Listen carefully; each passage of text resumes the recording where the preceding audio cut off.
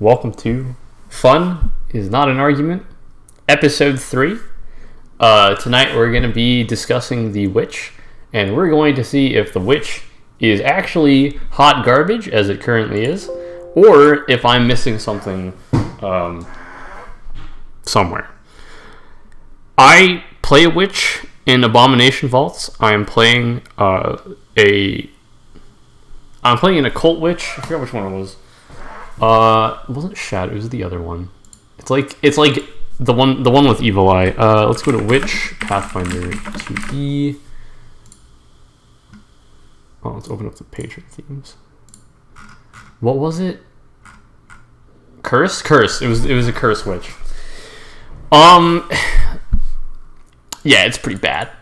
The only saving grace that I have for this is I took adapted cantrip and got electric arc.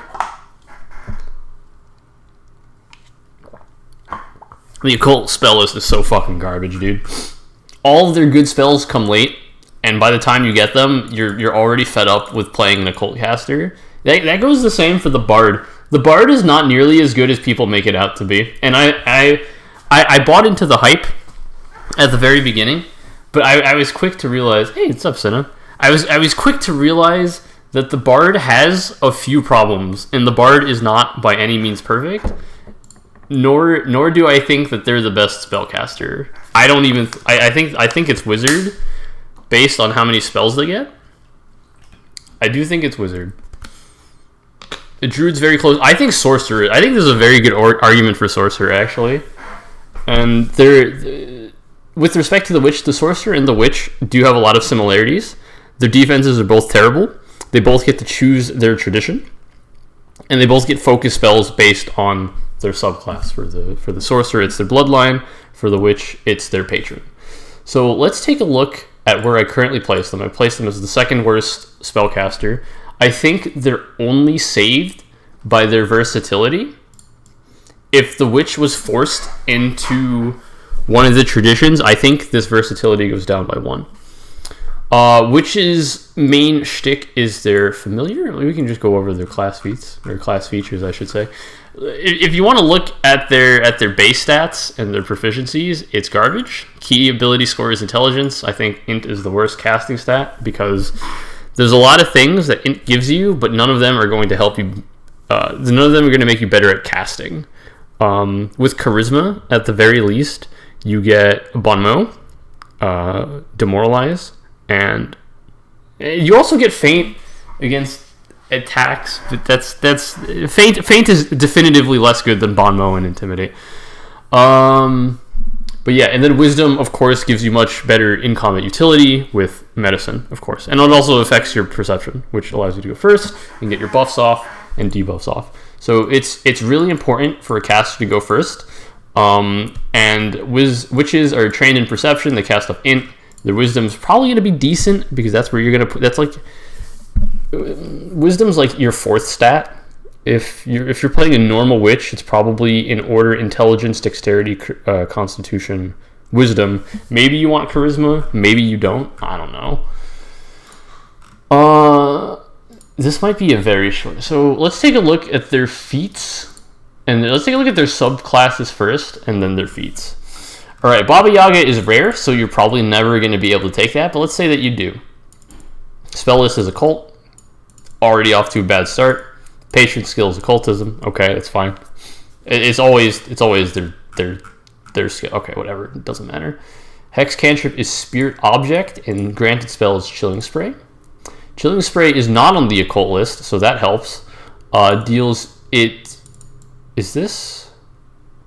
This is basically burning hands, but cold. Okay, whatever. But with the worst penalty on failure, it heightens okay, but you really don't want to be using this at later levels. 2d4 is not particularly good damage, even when heightened.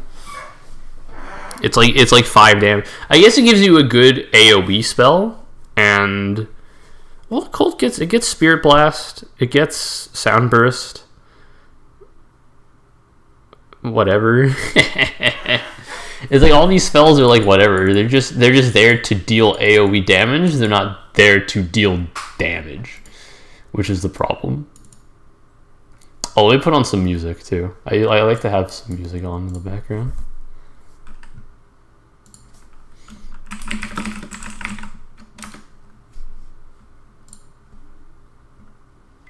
Signing documents and I got an advertisement. Let's go. Powerful, fast, and secure. Perfect.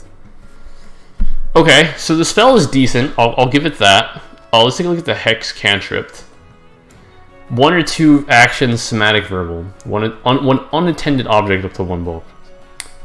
Briefly bring an object to life. Object gains a means of locomotion, such as striding chicken legs. Strides up to 25 feet to space you decide within range. Spend 2 actions casting the spell. The object then attacks 1 creature. So this, okay. Do you get a chance to try Back for Blood? I did. My PC had some issues running it though, so I might try it again tomorrow, but we'll see. No guarantees. On a success, the creature takes bludgeoning, piercing, slashing damage as per the object. You have to 1d4 plus your spellcasting ability modifier on a critical save. Okay. So it's like telekinetic projectile. Bait ends tomorrow morning. Oh, rip. Oh well. Takes double damage. So it's like telekinetic projectile, but you can use bigger objects. I can see scenarios where you like want to move a really big object. This doesn't hurt to check. We might. Like this is such heavy bait, dude. This is the biggest bait I've ever fucking seen. It's like, oh, you can manage to move like a super huge object and just like fuck with things. It's like, no, dude. I mean, in theory, it has a lot of potential value, but this is telekinetic projectile. Whatever, man. Whatever. I don't rate this very highly. This is like a 4. So for the Witch, for every class with a subclass, I put in, you know, how they're rating. And none of the Witch's patrons come with a downside. So, and the majority of the versatility comes with their familiar anyway. So I left versatility at 9. Spells per day and durability, none of this changes.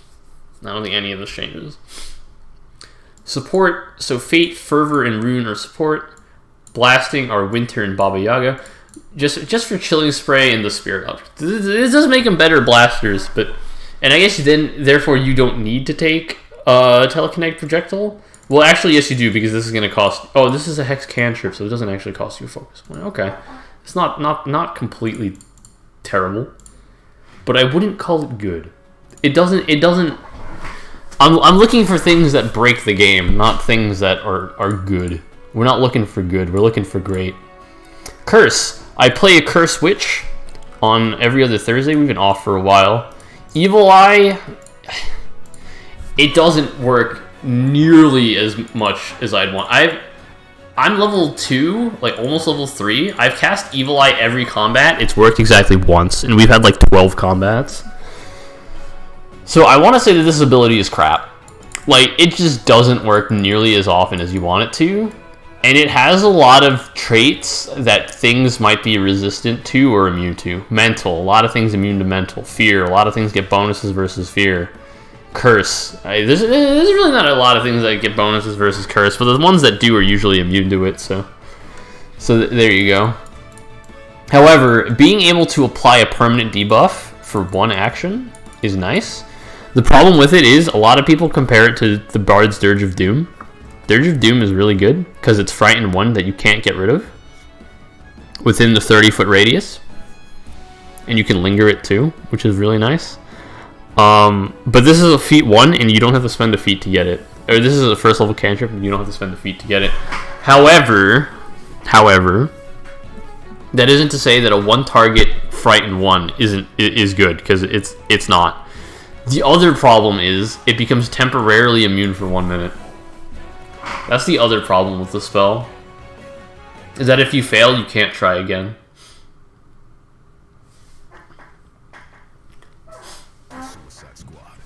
Oh my god, stop. Why am I getting advertisements?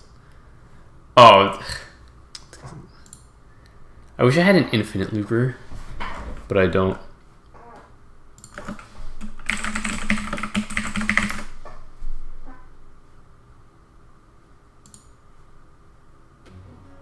There we go. This one's slightly extended, so it might be a little bit better. Okay, so Evil Eye is garbage. I don't want to hear it. Ray of Enfeeblement is hot garbage. This spell is hot garbage. It not only requires a spell attack roll, and is also on the occult spell list already, you also need them to fail a fort save. So even, let's say you succeed on your attack roll, there is still the chance that they crit succeed and just don't get affected. Of course, if they critically fail, this is really good, but the odds of that happening are like usually 5%. So first, you need to succeed, and then they need to fail. You're not, because of how the way spell attack rolls work, you can never gain an item bonus to spell attack rolls. Because of this, you're always going to be a -1 or a -2 with respect to all of the martial characters in the game, not including the fighter, which is going to be +3 or +4 above you. So Ray of Enfeeblement, statistically speaking, is an unviable spell.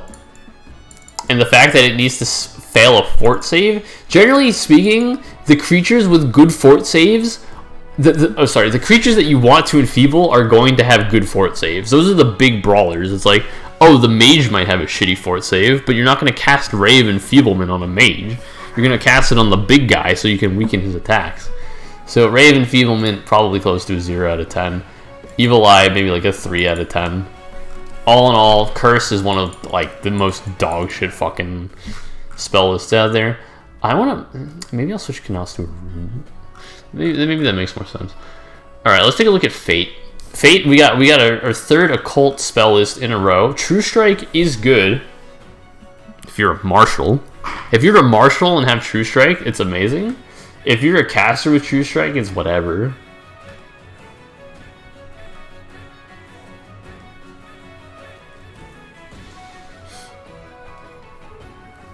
If you're a caster with True Strike, it's whatever, because then you're not casting shield, you're not moving to get out of whatever, and you're also using a spell slot, of which, if you're a witch, you don't have very many of those. So it gets better at later levels, but at level 1, this is a debt. You're not casting True Strike. Let's say you cast True Strike. You prepare True Strike in one of your spells, one of your 2 spell slots. What's the other spell you're gonna prepare? You're gonna use True Strike on Telekinetic Projectile and that 1d6 +4, 2 actions. That's your whole turn. You might as well just prep Magic Missile and just guarantee the damage, because there's still a chance that you fail even with True Strike. So True Strike is already off to a really bad start, and Nudge Fate is so fucking bad. This is so fucking bad because we're comparing it to Inspire Courage. Inspire Courage works on everything. It's just a flat +1 to attack rolls and saving throws versus fear. And damage rolls. Nudge Fate is not a fortune effect, surprisingly. If they fail an attack roll, skill check, or saving throw by 1, and this only works versus 1 creature, Inspire Courage has a range of 60 feet. But you can sustain this, but it's like it's no better than just casting Inspire Courage. If you cast Nudge Fate while a previous casting this has still, this is just so much worse. This is so much worse than Inspire Courage. This is actually Fate is such a terrible. Oh God, it's so bad. It's so bad. It's so bad. I give Fate like a 0 out of 10. What did I give Fate here? +1 to support? Is that even accurate? I guess it is. You can support one other character, but like I'm inclined to just say Fate just doesn't give any bonuses, and you're better off doing something else with your life. But we'll give it to them because I am a generous god. Let's go to Fervor. Your patron represents a grand ideal of gold, granting magic further than mission, bring others to the cause. So you're basically a cleric. You get the divine spell list, which is garbage. You can stoke the heart and command. I believe command is already on the divine spell list. Command is a good spell. It definitely brings some control to the team. Yeah, it definitely brings some control. I will say that. Or no, this is support. What the fuck am I doing? Huh. Oh, okay. +2 status bonus to damage rolls. Why is this a sustain, dude? Why is this a sustain? It's not bad, but you have to sustain it. So I guess on turn 1 you can cast this, cast Bless. And then you can basically give them Rage in addition to another bonus on top of it. This is a status bonus. So it won't stack with other spells, but so it wouldn't stack with something like Gravity Weapon. But it would stack with Rage and Sneak Attack, basically any sort of, other kind of bonus damage that you'd normally get. So Stoke of the Heart, it's not bad. This is really consistent, and I think it's pretty good. Unfortunately, you're playing a Divine Witch, and that's pretty bad. Okay, what do we have next? Knight. Okay, this looks like a control debuff class. I think this is the one that's really bad. The target. So for one creature on a will save, if you cast this creature on a willing ally, why? You cast this hex on a willing ally, the ally can choose which results it gets. Why? On a failure, so they have to fail a will save, which is not the easiest thing to do, albeit. They're shrouded in murky darkness, and again, this is a sustain. Unless the target has dark vision, other creatures are concealed to it. It's not bad. It's not bad. It could be better. It is a cantrip, though. It's just these effects. I mean, it is a cantrip, but these effects don't have any noticeable and immediate benefits that a lot of people would want.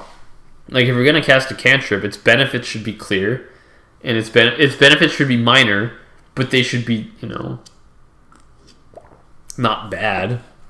But so far, I'm completely unimpressed with everything that the Witch has presented. And I'm gonna have to go through I'm gonna have to sift through the feats in order for my mind to be changed here. Let's go to Rune. Discern Secrets.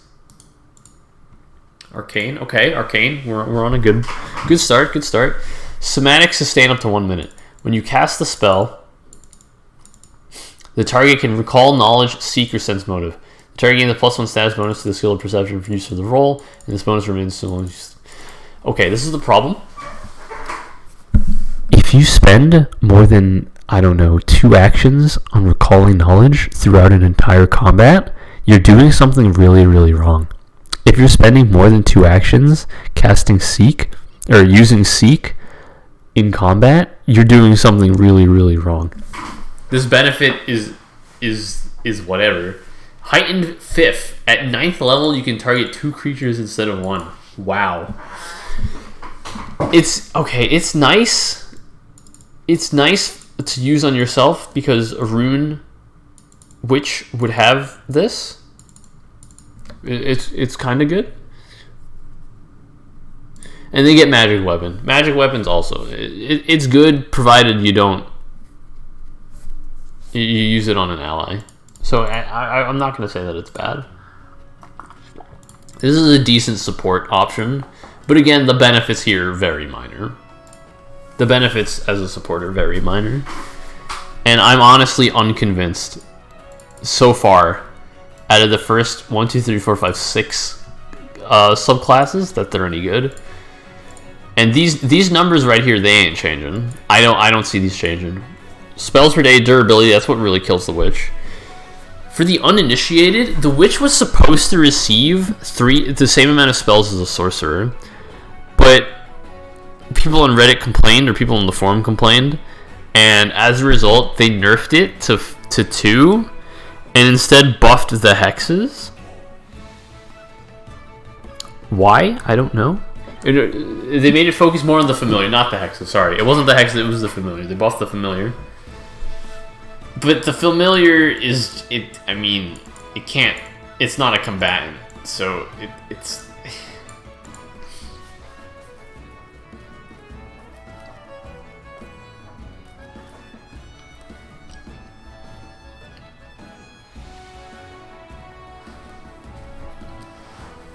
it's pretty bad.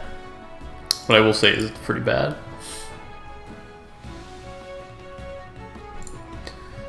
Okay, let's take a look at wild. Nature, wilding word, summon animal, summon plant or fungus. Those are both whatever. They're decent for control. They're decent for setting up flanks and stuff. It's okay, and you can use cackle to sustain them, so not bad. Targets one animal, fungus, or plant. All right, we're already off to a bad start. Oh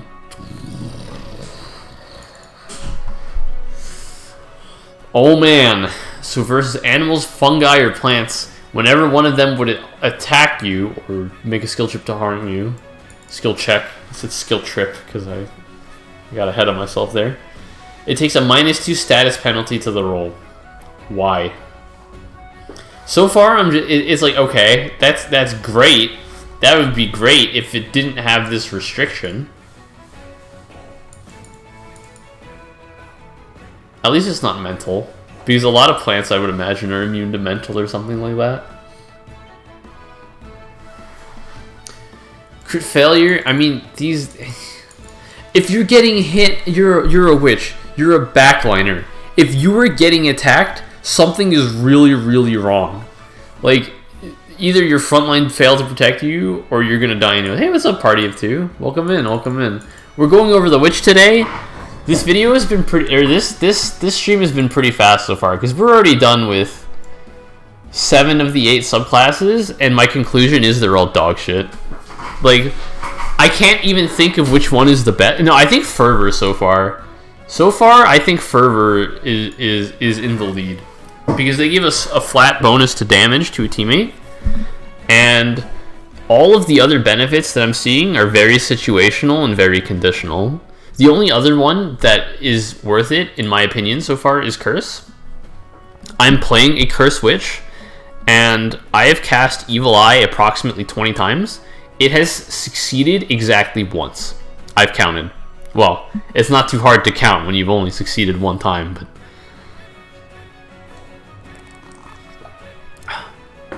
In any case, it's not looking good. Because I'm going to go back... Because if you just got here, I'm going to go back to the reason why I think the witch is so bad, and it's because of this. They only get 2 spell slots at level 1. They only get 2 spell slots. If you take a look at the sorcerer, right? If you take a look at the sorcerer and wizard, because you look at the witch, right? They have 6 hit points, no armor training, and shitty saves, shitty perception, shitty skill. Oh, their skills are going to be good because they're int-based, so they'll have a lot of skills to work with. But the problem here is that they only get 2 spells at level 1. So what are you preparing? Mage armor? Are you preparing mage armor so you have 1 spell? Congrats. You spent one of your 2. You spent half of your spell slots to gain a +1 bonus to your armor class. Congrats. It just doesn't get better either. Like, it makes no sense. This is the justification for it. The justification for the witch was that they originally were going to get 3 to 4, 3, 4, 3 at level 1, 4 at level 2, and then second level spells 3, 4, same as the sorcerer. But how many spells do you want to give away? I probably like sort of Crabby because she has hexes. Exactly, Nacho. Thank you. The hexes aren't good. That's the problem. If the hexes were good, I'd accept it.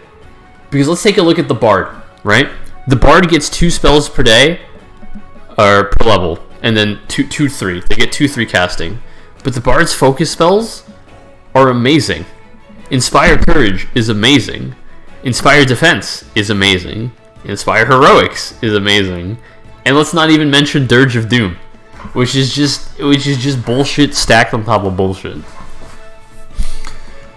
Okay, let's go before we continue to shit on the witch for no reason, or for good reason. Let's take a look at Winter. Okay, we got Primal again. That's pretty good. We got Clinging Ice. 1 action, somatic, range 30 feet, target 1 creature. Okay. Deals 1d4 cold damage and other effects depending on its reflex save. Once the spell ends, the target becomes temporarily immune for 1 minute.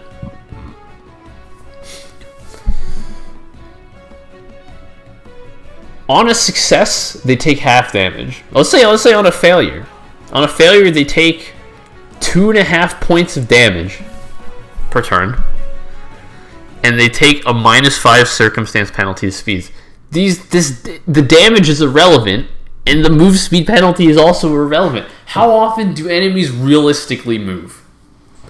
How often do they realistically move? If they're already within 30 feet of you, they can already get to you. Or more importantly, already get to your front line, because ideally you would be behind them. So do you really think it's worth an action every turn to sustain it and deal 2.5 points of damage?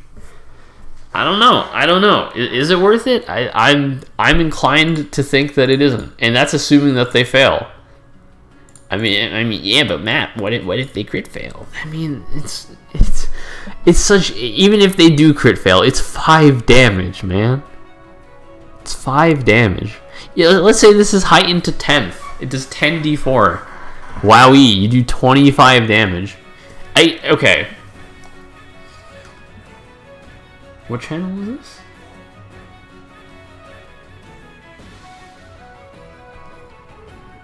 I just got at everyone. It's really bad. It's really bad. It's so bad, dude. It's like, oh, you don't have to spend an action to. Yeah, but okay, now you've made yourself a target. Is once again the problem. And the penalty you inflicted on them is not even great. I'd rather have, but at least something happens on a success, right? It's not like Curse where nothing happens on a success. Oh, sorry, I closed that out. And you get Gust of Wind, which is already on the primal list. Why, dude? Why? On a success, the creature can't... Oh, well, okay, hold on. 60-foot line.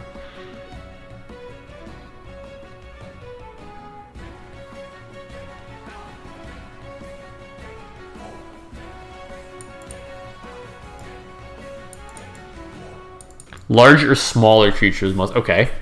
So already there's a condition that is attached to it. So this ability does not work on any huge creature.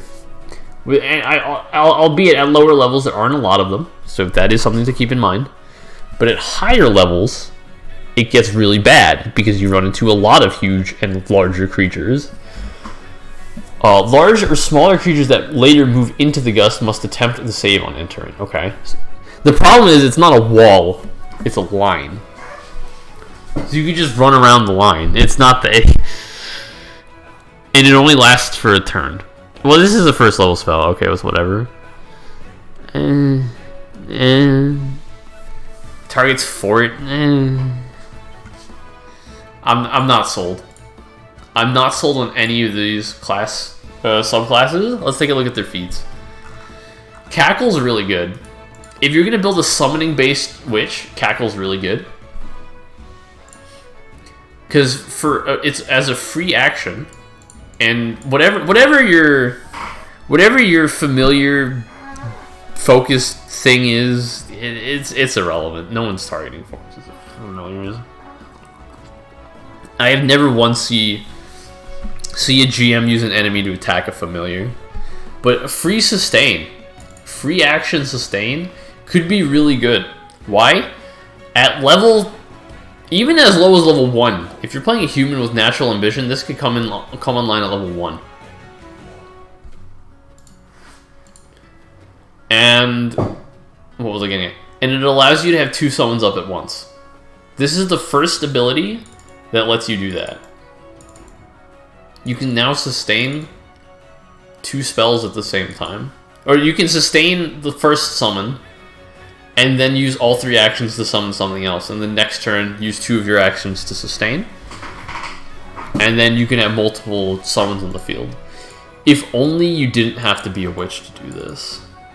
only you didn't have to be a witch. I think wizard with witch dedication could be really good. Just to get cackle. Just to get cackle. Alright, let's take a look at Cauldron. You can create oils and potions.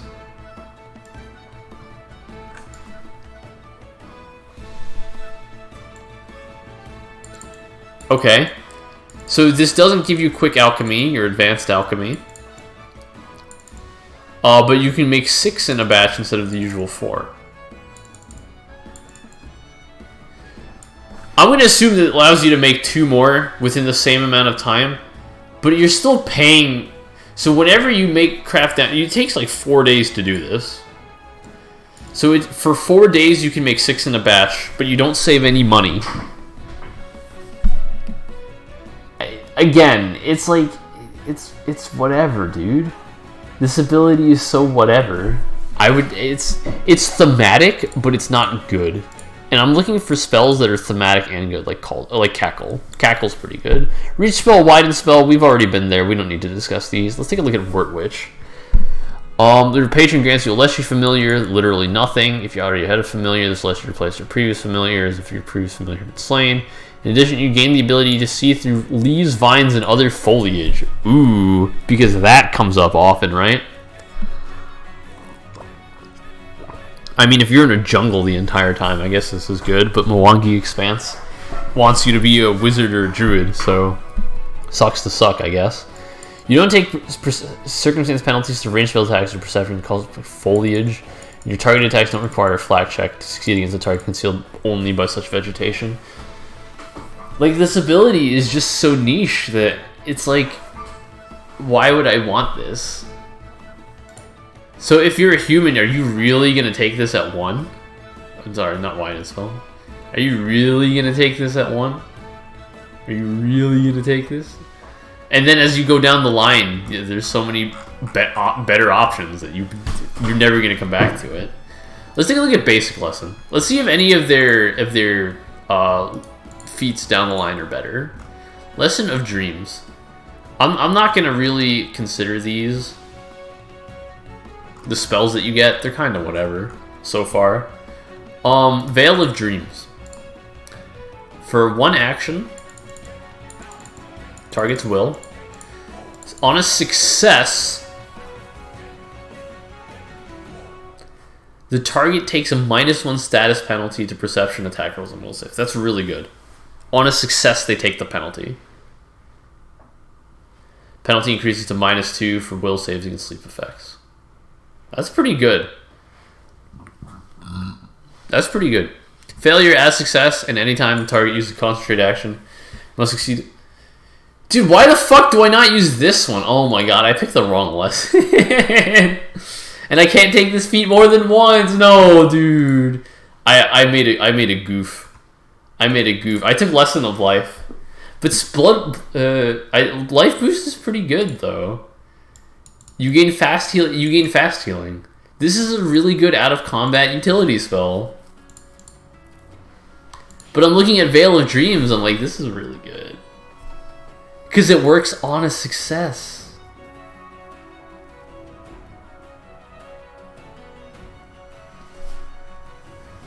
Alright, I want to respec. I want the I want to just completely respec my character.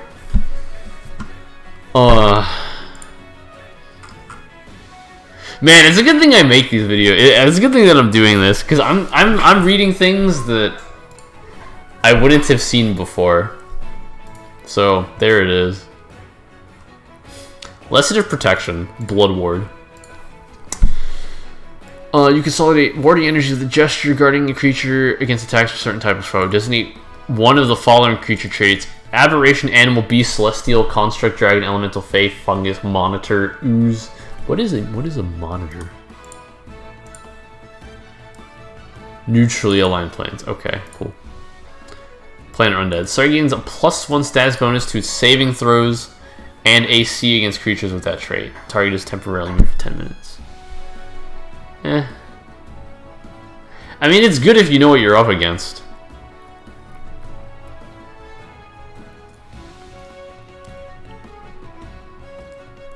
It's good if you know what you're up against.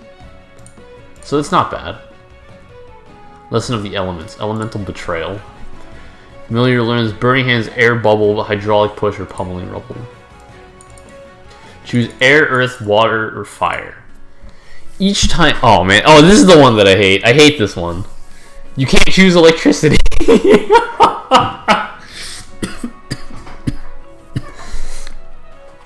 I feel like Paizo knew what it was doing. I'm gonna tweet this. Hold on. Hold on. Let me tweet this real quick. Gee, I wonder why Paizo conveniently excluded Electricity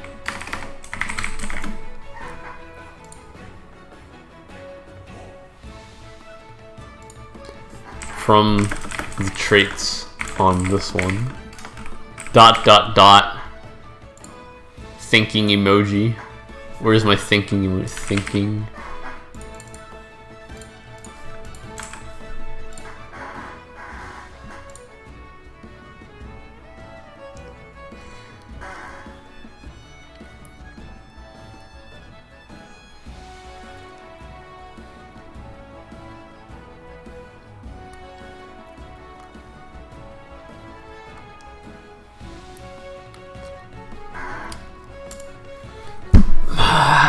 This is so close to being good. This is so close to being good. All it needed to say was Electricity, and then it would be good. We were this close to greatness. Darn, dude. Darn.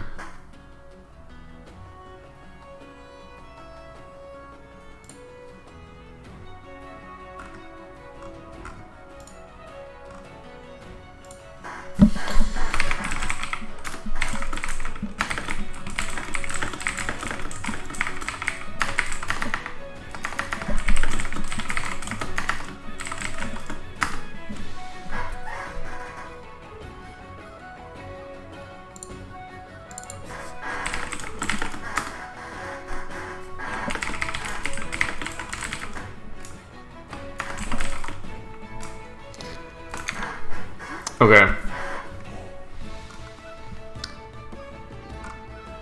And then finally, Lesson of Vengeance. Needle of Vengeance.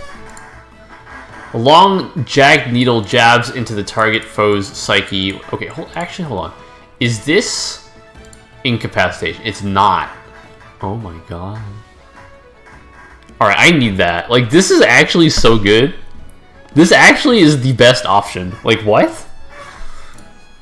I gotta respect my witch. Oh my god, I was not thinking when I was making my character. A long jagged needle jabs into the target for a second when it tries to attack a specifically forbidden creature. Name yourself or one of your allies. The target takes 2 mental damage anytime it uses a hot slash. Sustain, it's kind of crappy, but it's not too bad. It could be worse. Okay, let's go back to feats. Cantrip expansion, it's the same shit. Enhanced familiar, same shit. Like, none of these are great. Familiar's language, oh boy. You've learned to speak with your familiar and other creatures like it. You can ask questions or receive answers from using diplomacy skill with the same family of animals as your familiar. Garbage. Hot garbage. 0 out of 10 would never take. Like, you have to pick.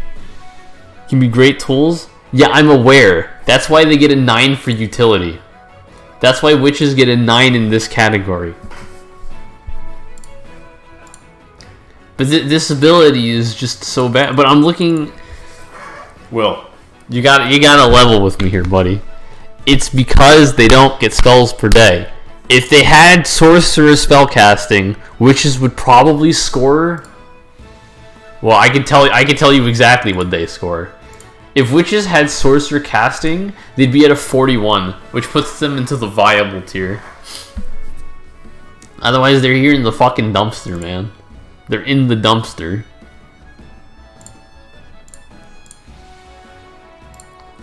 Alright, Familiar's language, I've already established is garbage. Living hair, I believe, is garbage as well. I mean, it's very thematic. It's very thematic.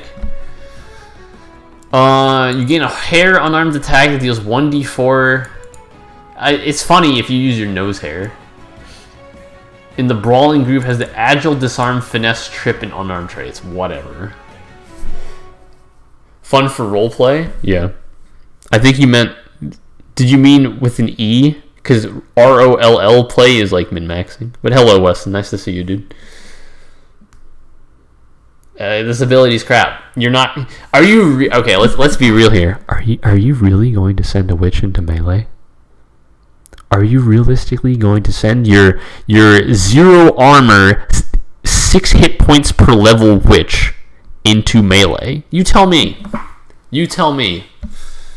That's the only question I need you to answer. And if you respond yes, then congratulations on your next character that is clearly going to come into play. Eldritch Nails.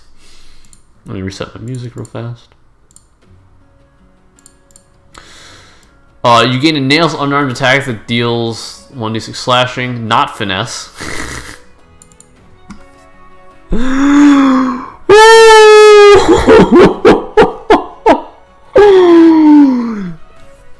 Horrible. Moving on. Improved familiar. Okay. Cool. I think the imp familiar is pretty cool. We'll go over the specific familiars too at the end of this. With a strength-based witch build, that build's gonna die in 10 seconds, man. That build's gonna die in 10 seconds because you have no AC, you have no hit points, and yeah, you have no carrots, you have no sticks. Rites of Convocation. Choose one summon spell that appears on the spell list in your spellcaster tradition. You can spend 10 minutes in communion with your familiar to replace one spell. Okay. This one isn't bad, because I've already established that summoning with a witch is good because of Cackle. You get a free action sustain for the cost of 1 focus point, allowing you to get CGI Scarlet Witch's face on the rock. No, why not CGI? Oh yeah, I guess that makes more sense. Yeah. Why not CGI the rock's face onto Scarlet Witch? Okay, Rites of Convocation, not bad. I don't think I'd take it over Improved Familiar, but it's not bad. Siu Tak Noir's Skillful Tresses. You can... Oh, wow. For the cost of 2 feats. 2 feats. You can... What?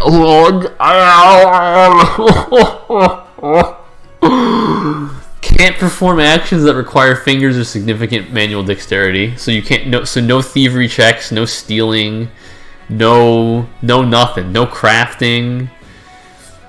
Again, dude, is this even a feat? What is this? That's not. Okay, that's irrelevant. That's pretty bad.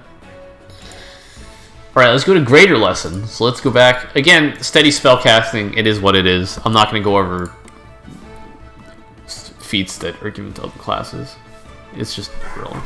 Greater Lessons. Lesson of Mischief. You gain Deceiver's Cloak, and your familiar learns Mad Monkeys. Mad Monkeys sounds amazing.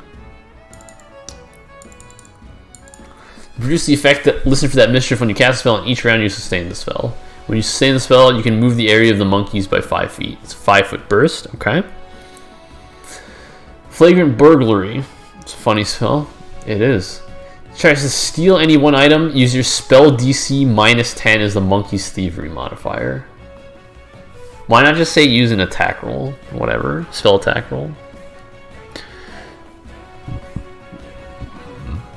So the victim knows what items the monkeys were trying to take and whether it was taken. Getting a stolen item from the monkeys, even for the caster, requires stealing it from them or disarming them using your spell DC.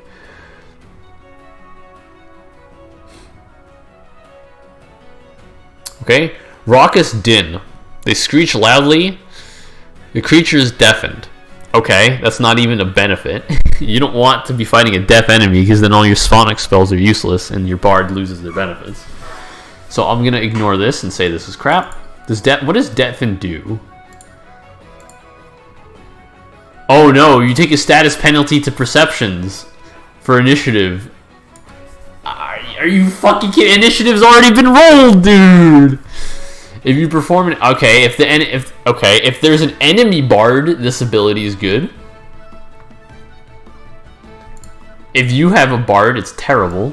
Tumultuous Gymnastics. Each creature in the spell's area must attempt a reflex save.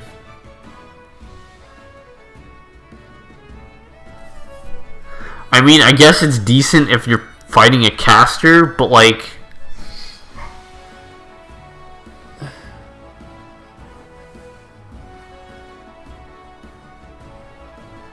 Oh, and this only affects people in the area. And it's also countered by calm emotions. Okay, this spell's crap. Deceiver's Cloak for 2 actions, sustained. Has the effects of a 3rd level illusory disguise. Add a combat ability, garbage. 0 out of 10. Okay, so that was a waste of my time. Malicious Shadow. Targets 1 creature sustained up to 1 minute, 2 actions. You reshape the target shadow into deadly forms such as Strangling Hands, Dangerous Weapon, Harrying Runes, and the like, and command it to attack the target. When you cast the spell, and each time you sustain it, the shadow makes a strike against the target. The shadow moves along with the foe, always remaining within reach. You sustain multiple times in a round, you gain this effect each time, and it contributes to map. Shadow strikes are melee spell attacks. Regardless of the shape, it deals 1d10 plus spellcasting ability modifier. It doesn't contribute to flanking, right? Bludgeoning, piercing, slashing. Doesn't take up space, grant flanking, or have... It's so mediocre, dude. It's 1d10 plus 4 for a 6th level ability. I can't say that this is good, man. I can't argue that this is good.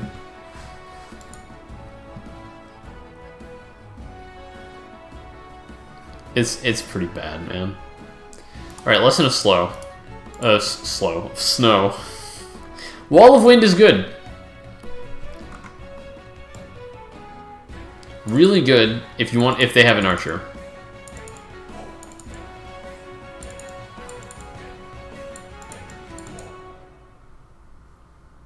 Really good if they have an archer.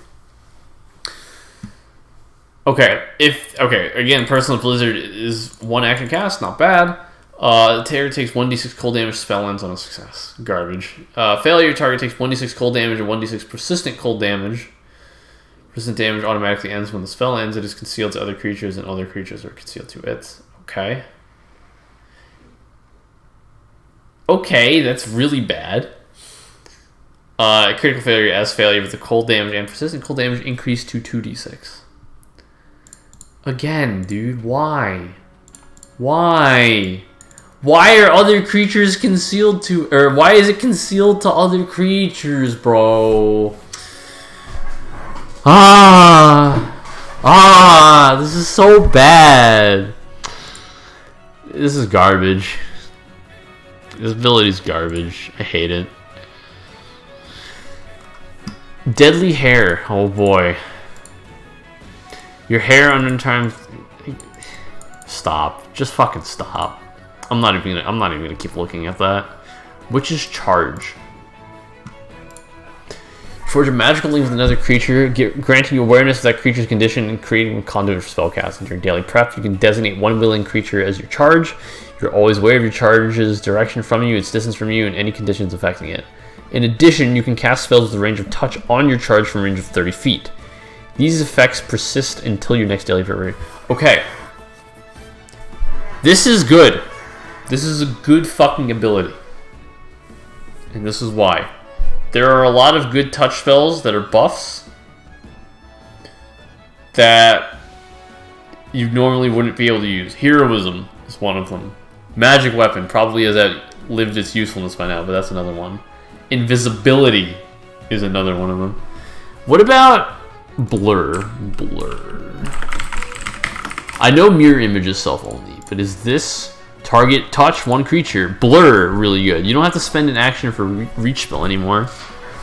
So I think Witch's Charge is pretty good. You just buff. If you're playing a buff-based Witch, this is a good ability.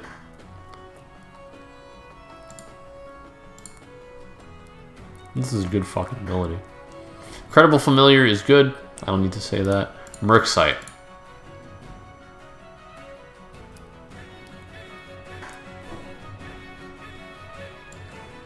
Non-magical precipitation. Man, if it only could get through that blizzard, that personal blizzard from that last set of spells that I checked. If only. Alas, poor Yorick, it cannot. This ability's garbage. Hexed Locks. Oh boy. Your hair unarmed attack gains the reach trait. That's great. You don't have AOO.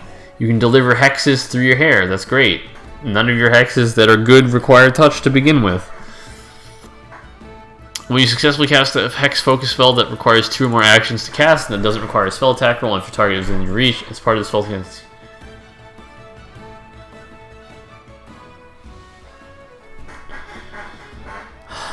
You make a hair strike. You're going to be trained in attack rolls until your 11th level, man.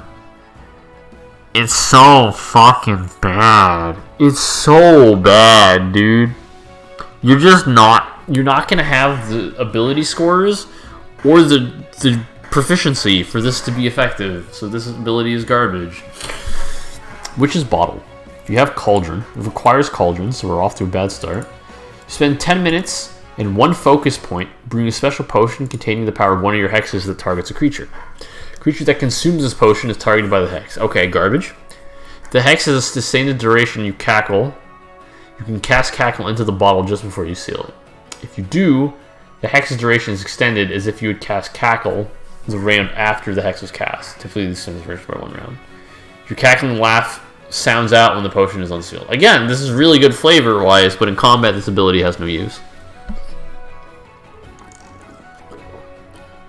When it loses its power until the next time you make daily firm.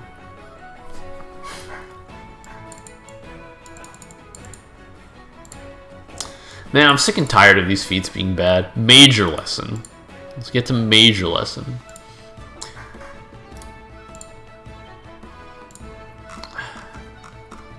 Lesson of Death, Lesson of Renewal, Lesson of the Frozen Queen. Lesson of the Frozen Queen is rare, so be aware of that. Curse of Death. Oh, this is the bullshit one, right? Okay. Okay. So, I've discovered an incredibly cheesy tactic to use with this focus spell. You need Summon Undead for this to work, but I'm telling you, it's really good. Because this is a death effect, right? You need Summon Undead. Pathfinder 2e. Or, sorry, it's Animate Dead, my bad. Not Summon Undead, Animate Dead. A level 5 Undead, so if you heightened it to 5th level, you can summon, which is 9th level, which is about the time when you get this. You get this like a level later, sorry. Animate Dead. Level 5 Undead is the Bone Croupier. What does it have as a free ability? Change of Luck. Once per day. A creature within 30 feet of the Bone Croupier attempts a check that uses a d20 but hasn't rolled yet. Effect: the Bone Croupier pulls on the threads of luck that bind all things. Instead of rolling its check, the target automatically gets a failure. So this is what you do, right? This is what you do. You summon the Bone Croupier and assume it doesn't die. The next thing you do, the thing you do on your next turn, is you cast Curse of Death.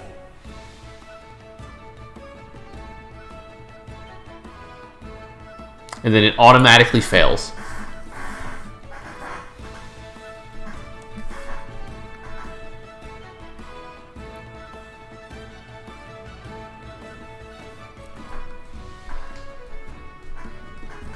So every time you sustain it, they have to make another Fortitude save. Curse effects.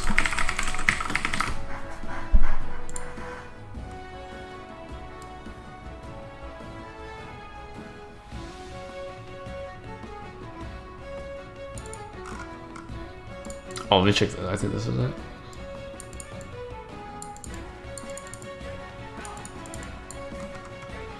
So yeah, you can cast it, right? They automatically fail. The next turn, you summon another Bone Croupier, and then you cackle so that takes 3 actions. You then use a free action to cackle to sustain the spell, so they have to roll another d20, and then you use the Bone Croupier's ability again to force them to fail, so now they're at Curse Stage 2. So they take 8d6 negative damage and are fatigued.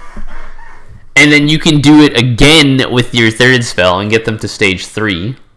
And if they fail one more time, they die. So that is the cheese strat to use. Is it good? No. Is it a good use of your spell slots? I would not say so. I think there are better 5th level spells that you could prepare, like Synesthesia. But is it funny? Yes. And if this works, it's hilarious. I just wanted to make you all aware that of this cheese strat. But it is very much a cheese strat. I wouldn't recommend it. Alright, Lesson of Renewal. Field of Life. Oh, you learn Raise Dead is your spell. You can't cast it to 11th level though. Haha.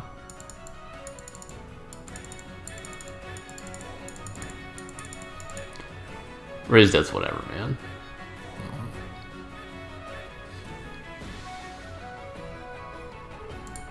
It's whatever.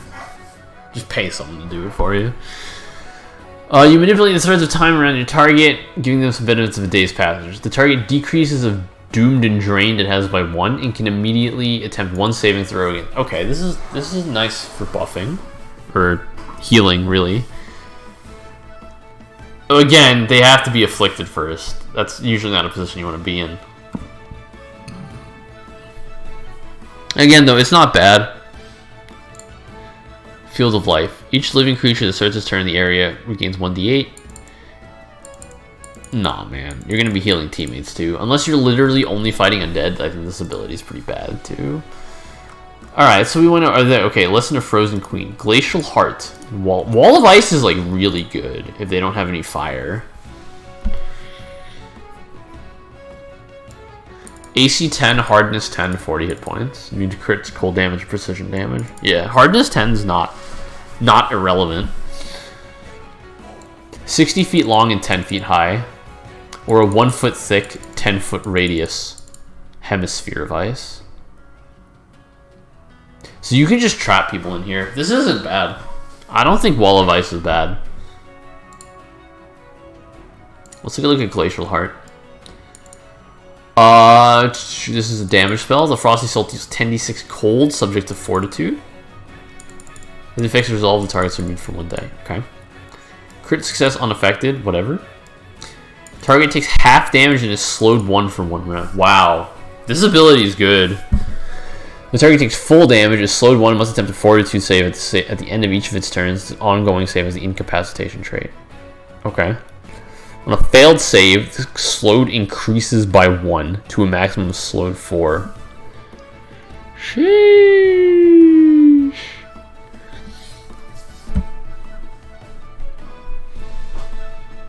Sheesh.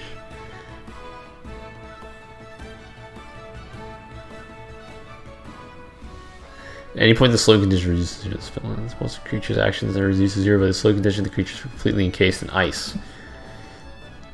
Oh, what the fuck? It continues making saves against Glacial Heart, possibly allowing it to reduce its slowed condition enough that it can act. The ice is hardness 4 and HP 8. DC to force open is your spell DC. Breaking the ice frees the creature and ends the spell. So other than the target breaks the ice from the outside, the target is stunned 1. This ability is pretty good. Too bad it's rare though, so no one's going to allow you to take it. But in the case that they do, in case you do have access to it, it's pretty good. So on the whole, the lesson spells are pretty good. If those could have been your cantrips, I think that would have been pretty good. But they're not, so you have to spend feats to get worthwhile abilities. Temporary potions. During your daily preparations, you can create a batch of 2 temperations, oil, or potions. Oh, so this is quick alchemy. It only came, 9 levels later. These items follow the normal rules to craft them, except for the time they take. It must both be the same type of oil or potion, and their level must be 6 or more levels below your level.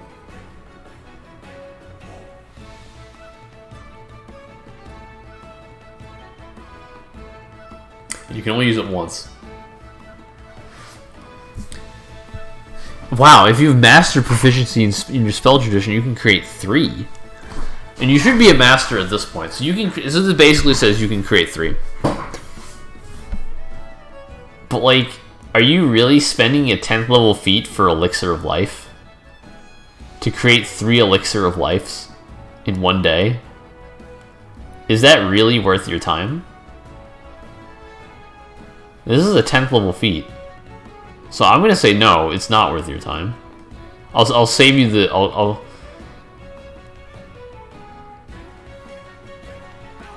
save you the misery of it. And just say that it's crap. Familiar's Eyes. Oh boy. So this is where we are at 12th level. Use your familiar senses as easily as your own. You project your senses into your familiar. When you do, you lose all sensory information from your own body, but you can sense through your familiars.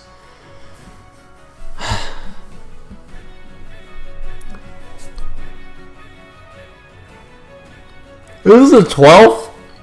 You have to wait till 12th to get this? I mean, it's a good feat. But you gotta wait till 12th. Hex Focus. I mean, it's good. It's like all the other ones. All the other focus point regeneration spells. Or feats, I should say. Reflect Spell. You're not counter-spelling as a witch. You don't have the spell slots. Rites of Transfiguration.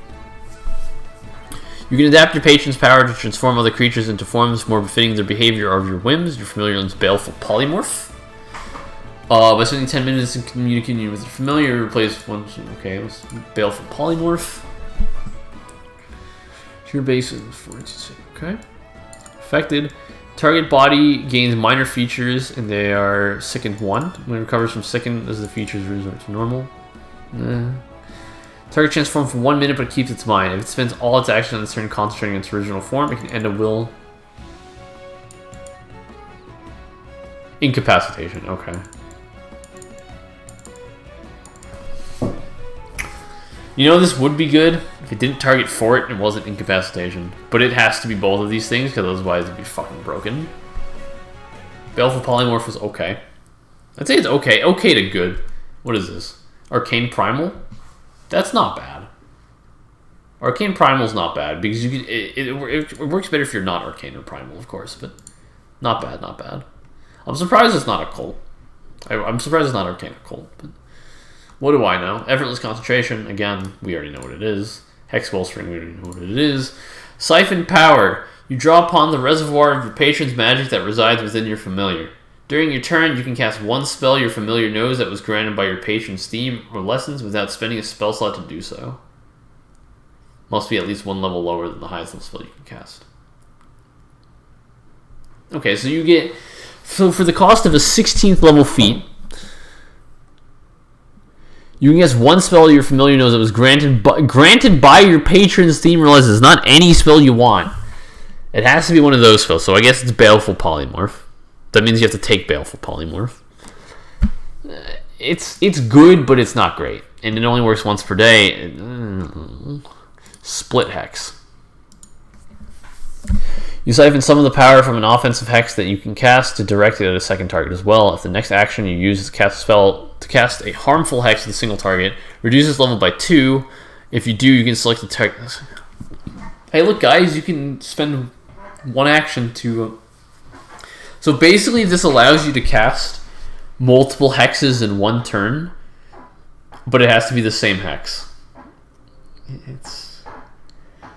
It's not bad. I mean, it's an 18th level feat, dude. We're waiting until 18th level to be able to do this. This should be like an 8th level feat.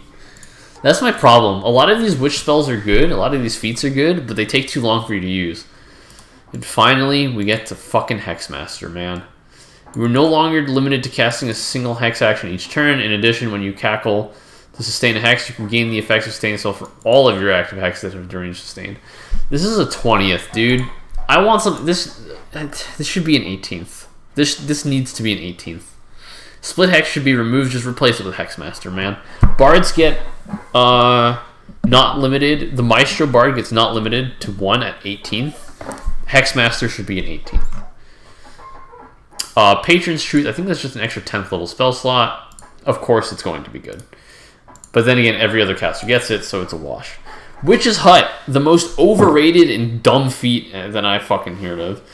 The hut, your home is an animated structure that obeys your commands. By performing a rite that takes 1 day, you create an animated object from a hut, small house, covered wagon, tent, or similar construction of huge size.